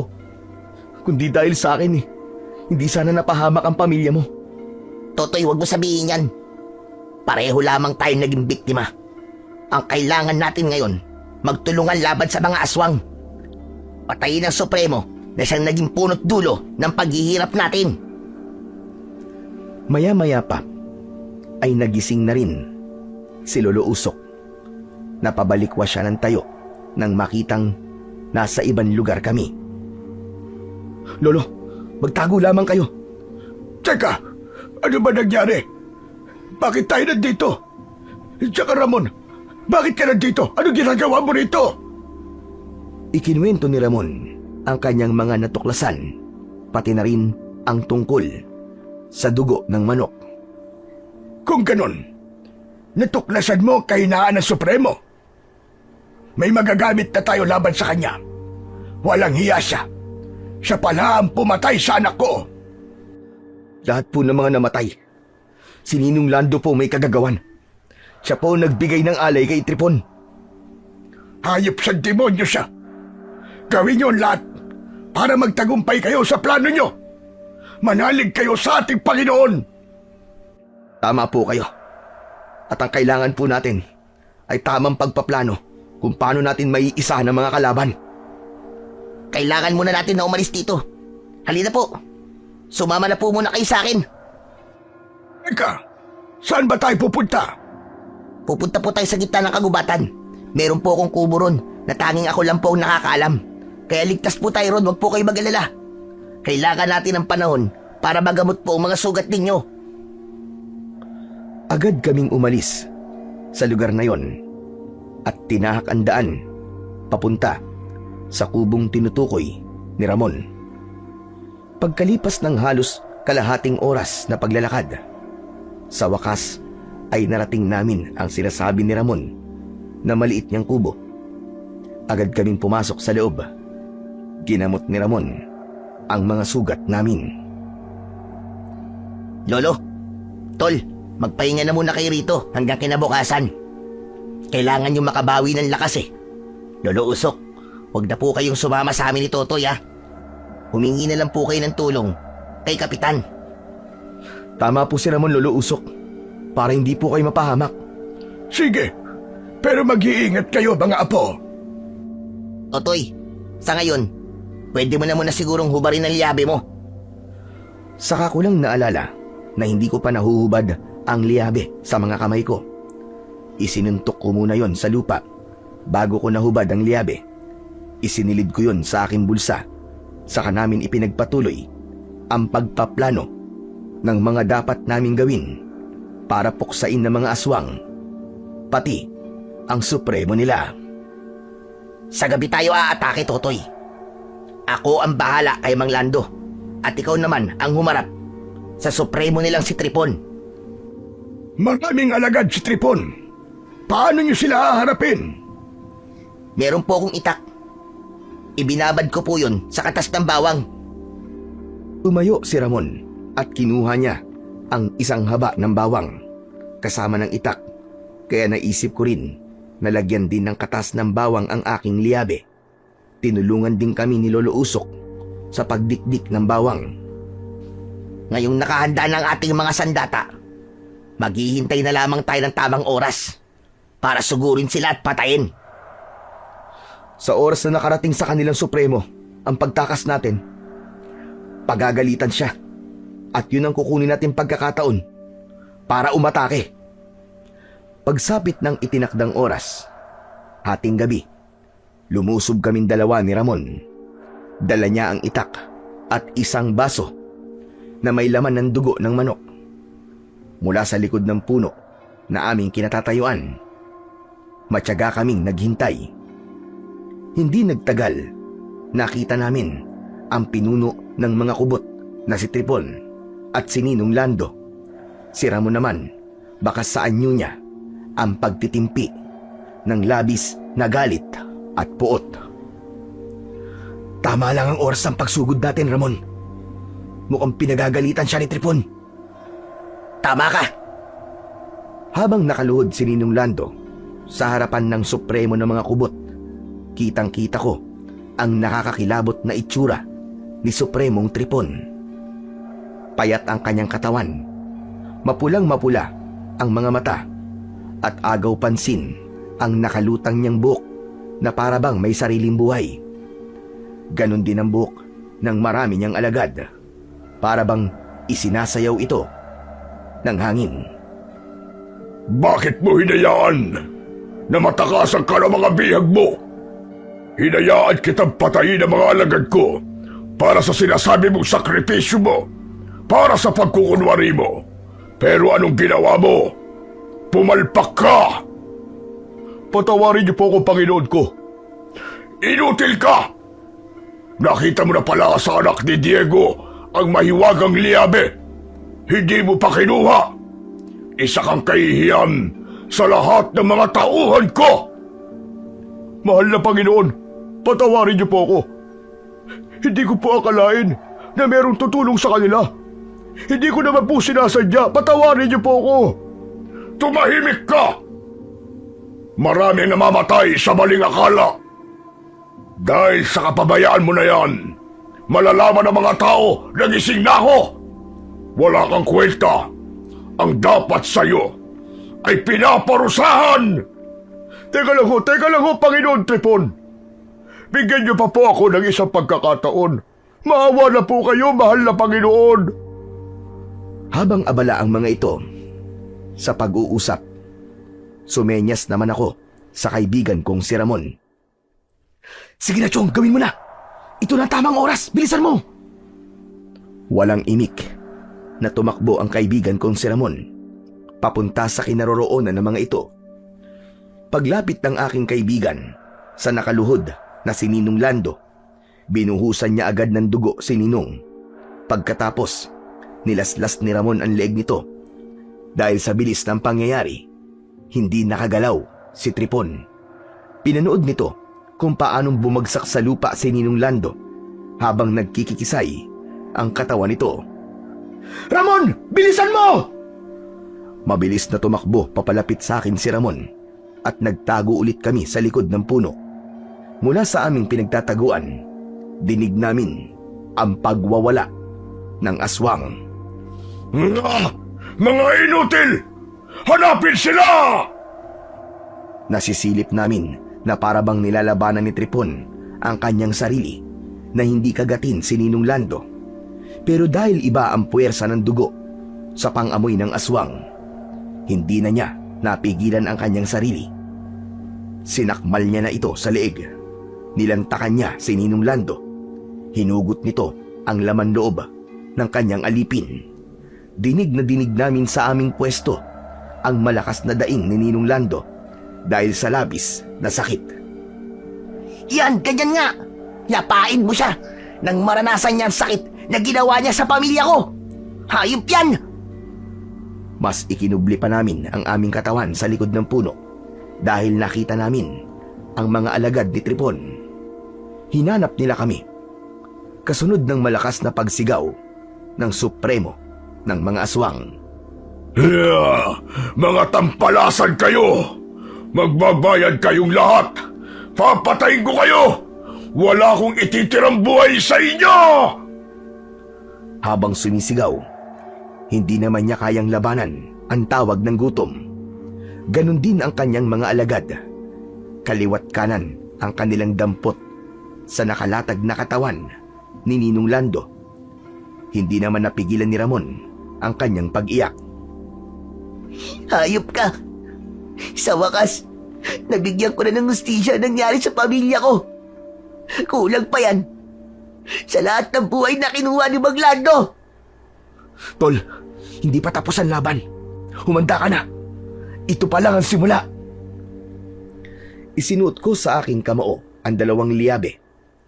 Habang ang kaibigan kong si Ramon, agad niyang inatake ang mga alagad ng Supremong si Tripon na naghahanap sa amin. 2 taga-agad sa liig ang ginawa ng kaibigan ko sa mga kalaban. Ako naman ang aatake sa'yo, Tripon! Mabilis ang aking takbo, pasugod sa kinaroroonan ng mga aswang. Sabay-sabay silang napatingin sa gawi ko. Sugurin niyo! Magsikilos kayo, mga inutil! Sabay-sabay na umatake papunta sa akin ang mga alagad na aswang para harapin ako.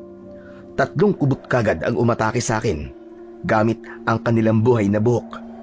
Naiwasan ko ang pagtama ng mga yon sa katawan ko. Isa-isa ko silang pinabagsak gamit ang aking mahiwagang liyabe. Lahat ng mga umatake sa akin ay pinagsusuntok ko ng malakas sa muka. Hindi ko talaga sila tinigilan hanggat hindi nadudurog ang kanilang mga bungo. Nasaan na ngayon ang tapang nyo? Sige! Harapin nyo ako! Lalo ka na, Supremo! Hinahamon kita! Maglaban tayo! Huwag mo kong susubukan. Baka magaya ka lamang sa ama mo. Naduwag! Ginagamitan ako ng kakaibang orasyon. Pero ngayon nagising na ako. Hindi ko nahahayaan na magtagumpay ka! Kapag ako ang humatol sa'yo, hindi lang kita patutulugin, hayop ka! Dahil tutuluyan na kitang patayin! Sumugod ako kay Supremong Tripon. Naiwasan niya ang unang pag-atake ko ng malakas na suntok. Gumanti siya sa akin gamit ang hibla ng kanyang buhay na buhok. Pumulupot yun sa aking braso at leeg. Paikot hanggang sa aking buong katawan. Hindi talaga ako makagalaw. Hindi ako makakilos. Dahil kapag sinusubukan kong gumalaw, mas lalong humihigpit ang pagkakasakal sa aking katawan. Dahan-dahan na lumapit sa akin ang pinunong si Tripon. Masyado mo minaliit ang kakayahan ko, bata! Hayop ka! Traidor ka! Pakawalan mo ako dito! Maglaban tayo ng patas! Totoy! Lumaban ka, Chong! Hindi ako matulungan ni Ramon dahil abala rin siya sa pakikipaglaban sa mga alagad ni Supremong Tripon. Kaya inipon ko ang lahat ng aking lakas. Hayop kang demonyo ka! Hindi ako makakapayag na magtagumpay ka! Pinilit kong kumawala sa mga buhok ni Tripon. Iginilaw ko ang aking kamao at sinuntok ko ng paulit-ulit ang buhok ng Supremo. Parang biglang napasok si Tripon at nabitiwan niya ako. Bumagsak ako sa lupa. Nilapitan ko siya, ngunit inaatake pa rin niya ako gamit ang kanyang buhay na buhok. Kaya hinawakan ko yun at nasugatan ako sa kamay. Ngunit hindi ko yun ininda. Sa halip, malakas kong hinila ang kanyang buhok. Nahila ko si Tripon papalapit sa aking kinaroroonan hanggang sa sinulubong ko siya ng isang malakas at matulis na suntok. Tumama yon sa kanyang muka. Bumulwak ang dugo sa nasugat niyang kilay. Kaya naman, napasigaw siya sa labis na sakit. Hayop ka! Hayop ka! Pagbabayaran mo ito! Inatake niya ako ng kalmot, sipa at suntok na hindi naman tumama sa akin. Nang makahanap ako ng pagkakataon, sinuntok ko uli siya ng malakas. Subalit na iwasan niya yon. Gumanti siya sa akin ng suntok na tumama naman sa aking panga. Bumagsak ako sa lupa na medyo nahihilo. Agad niya akong inatake ng kalmot sa akin dibdib. Ramdam na ramdam ko talaga ang pagguwit nun sa akin dibdib. Ano? Lumaban ka, binata! Nasaan ang tapang mo? Laban ka! Sinuntok ako ni Tripon sa aking tagiliran. Ngunit gumanti rin ako ng suntok sa kanyang muka. Bumagsak siya sa lupa. Niluhuran ko siya sa tiyan. Magkakasunod na malalakas na suntok ang binayo ko sa kanyang dibdib. At dahil sa ginawa ko na yon, Nagkanda durug-durug ang kanyang mga buto. Nabasag din ang kanyang bungo. Nagkikikisay ang kanyang katawan. Pagkatapos, sumuka siya ng kulay itim na likido. Hindi pa ako nasiyahan. Binuhat ko siya, saka ibinalibag sa lupa. Tumigil lamang ako nang makita kong halos magkanda durug-durug na ang kanyang mga buto. Lumapit sa akin si Ramon. At dito niya na ginilitan ng leg si Tripon hanggang sa mapugutan ito ng ulo. Sa wakas, natapos na rin ang kasamaan niya. Matatahimik na rin ang baryo natin, Chong. Tumayo ako at isinuntok sa lupa ang aking kamao para matanggal na ang aking mga liyabe. Agad ko yung isinilid sa aking bulsa. Maya-maya pa, dumating na rin ang taong bayan. Kasama nila si Lolo Usok at sinunog nila ang mga katawan ng mga aswang na kubot, kasama ng kanilang supremo at ni Ninong Lando. At dahil sa ginawa kong pagpatay sa supremo ng mga aswang na si Tripon, binansagan nila ako na Totoy Bato na may kamaong bakal, ang kilabot ng mga aswang. Habang si Ramon naman ay tumanggap din ng pasasalamat mula sa mga tao, pati na sa mga pamilya na nawalan ng kaanak. Nang tuluyan na tinupok ng apoy ang katawan ng mga aswang, umalis na kami sa lugar na yon at bumalik na sa aming mga tahanan. Sa kasalukuyan po, ay tuluyan ko nang ibinaon sa lupa ang dalawa kong liyabe. Natutunan ko na ang katigasan ng ulo kung minsan ay hindi talaga nagdudulot ng maganda sa buhay ng tao, kagaya ng mga nangyari sa akin. Hanggang dito na lamang po ang aking istorya. Sana ay marami pong mga kwento ang ibahagi pa ng inyong YouTube channel. Maraming salamat po sa pakikinig. Pinakita ng kwentong ito na inyong napakinggan na ang katigasan ng ulo ay hindi magdudulot ng mabuti. Bagkus ito ay magdadala sa kapahamakan. Matutong makinig at mas pagtibayin ang pananampalataya sa Panginoong Diyos tungo sa kaligtasan. Sa gitna ng kaguluhan na nangyari dulot ng mga aswang na kubot sa kanilang baryo, nangibabaw pa rin at lumutang ang pagtutulungan, tunay na samahan at pagmamahalan.